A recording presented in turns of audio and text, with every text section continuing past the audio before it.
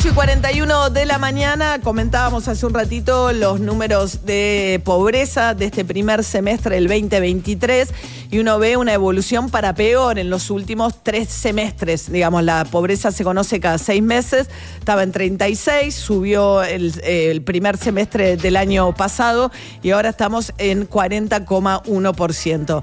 Vamos a charlar un poquito con Sofía Servián. Sofía escribió un libro que se llama ¿Cómo hacen los pobres para sobrevivir? Ella estudia ciencias antropológicas en la Facultad de la Universidad de Buenos Aires, vive en el barrio La Paz, en Quilmes Oeste, es hija de una empleada en casas particulares y ella se juntó junto con Javier Aullero con este libro. Javier Aullero es un académico argentino que viene trabajando hace muchos años estos temas, enseña en Estados Unidos y para abordar el tema de cómo hacen los pobres para sobrevivir, le propuso a Sofía Servián que trabajaran juntos y trabajaron juntos en un comedor mirando un poco las estrategias de supervivencia. ¿Cómo estás, Sofía? Buen día. ¿Cómo estás, María? Gracias por invitarme. No, gracias a vos. Bueno, pienso arrancar por algo que cuando lo entrevisté a Javier me contaba que ustedes habían pensado, después les pareció que era por ahí como llamar la atención, por un lado demasiado marketinero, pero me parece relevante poner que el libro se llamara Soñar con milanesas. Y creo que esto habla un poco del deterioro de la alimentación, ¿no? La cara de la pobreza es cómo se deteriora la calidad de la alimentación de los chicos que viven en la pobreza cuando la milanesa se vuelve un lujo para darse de vez en cuando, ¿no?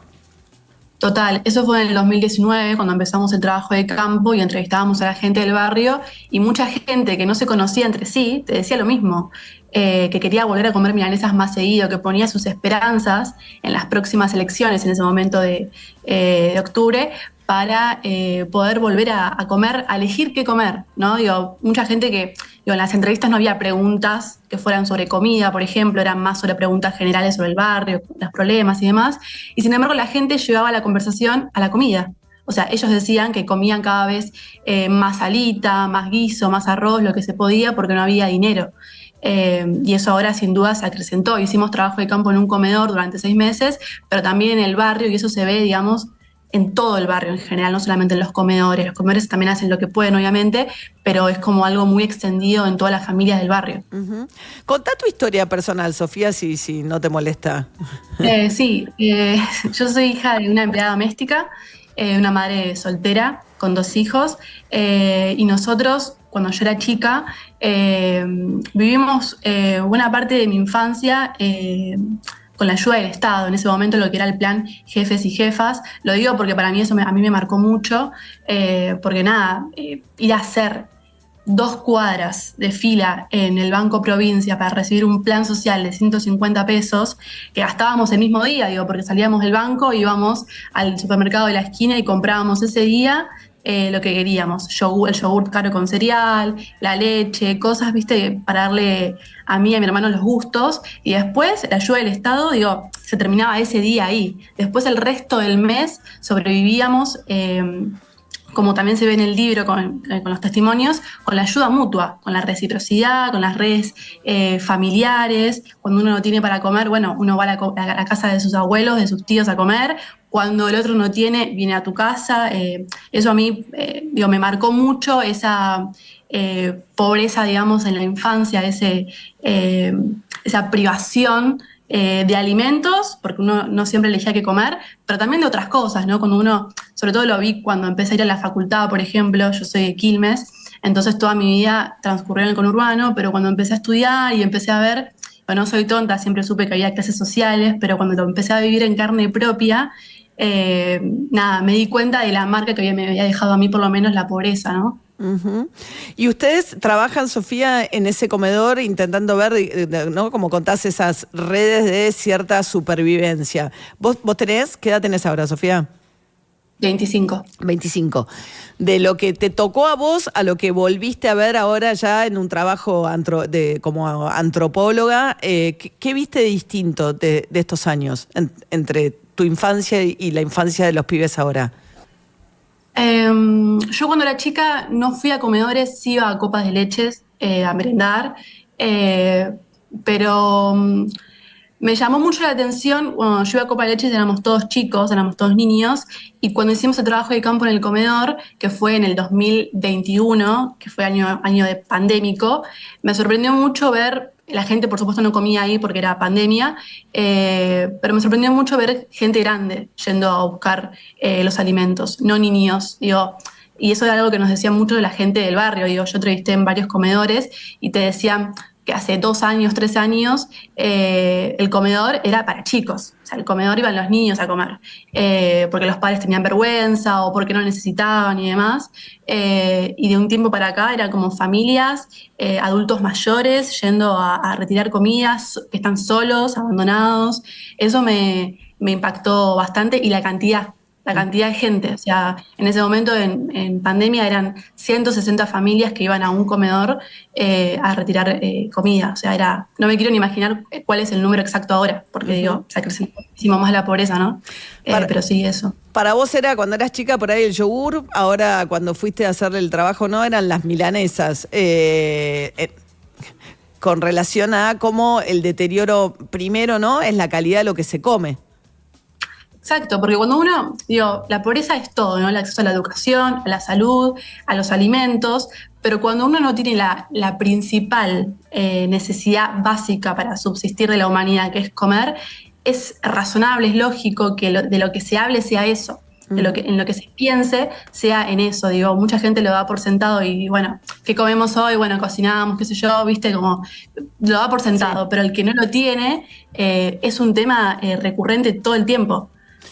Sofía, vos pudiste estudiar, digamos, llegaste a la universidad, algo que es poco habitual en situaciones de alta vulnerabilidad como la situación en la que vos creciste. Digo, lo que más ocurre es que digamos, lo más frecuente, si uno mira las estadísticas, es desertar en tercer año el secundario, ¿no? La mayoría de la gente en esa situación de pobreza, y uno ve, hoy leí a Agustín Salvia, ¿no? Uno de los mayores expertos en pobreza, decía, bueno, de este 40% hay un 25% de pobreza que en la Argentina ya es estructural, y él habla estructural porque ya van 2, 3 generaciones de familias que se mantienen en esa misma situación por la cantidad de años que llevamos. Después la pobreza tiene pico, sube y baja, pero tenés una pobreza estructural que habla de varias generaciones. En tu caso, vos lograste de alguna manera salir en términos de la educación a la que pudiste acceder, salir de esa situación. ¿Qué crees que se puede hacer, digamos, qué se puede hacer? O sea, ¿en qué circunstancias eso puede ocurrir?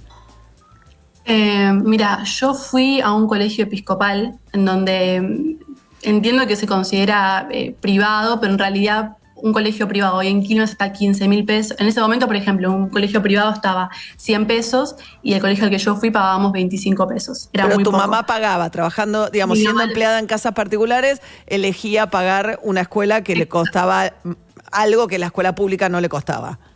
Exacto, cuando consiguió trabajo nos cambió a un colegio episcopal. ¿Por qué? Porque en los colegios públicos, al menos de los barrios, no el centro del conurbano, pero sí barrios relegados, digamos, como digo yo, en la periferia, alejados del centro, los colegios públicos en ese momento, y también ahora sucede, muchas veces no hay clases. No hay clases porque los docentes hagan paro. No hay clases porque la estructura del edificio de los colegios privados, de los colegios públicos y de los jardines públicos es muy mala. Entonces a veces no tienen clases porque se rompe un caño, porque no hay agua, porque no hay gas. Digo, son jardines y colegios donde los chicos además van a comer. Entonces si no hay gas, no hay clases.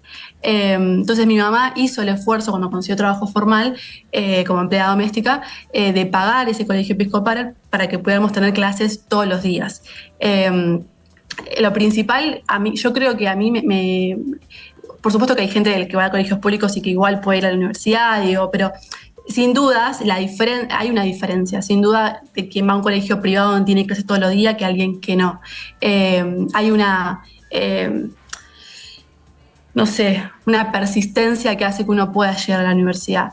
Pero yo creo que lo principal es eso, es la educación, es cerciorarse de que los pibes tengan clases todos los días y, repito, no tienen clases todos los días, no es que no tienen clases porque los docentes hagan paro, sino porque, digo, hay una relegación. También es cierto que hay más incidencia del paro en el sector público que en el privado, entre otras cosas porque el privado, digamos, porque la paritaria es la misma, entonces también es como que digamos, y es cierto que tenés más incidencia también de paros de otros rubros. Digo, no es la única causa, pero el nivel de ausentismo del sector público es más alto que en el sector privado de docentes.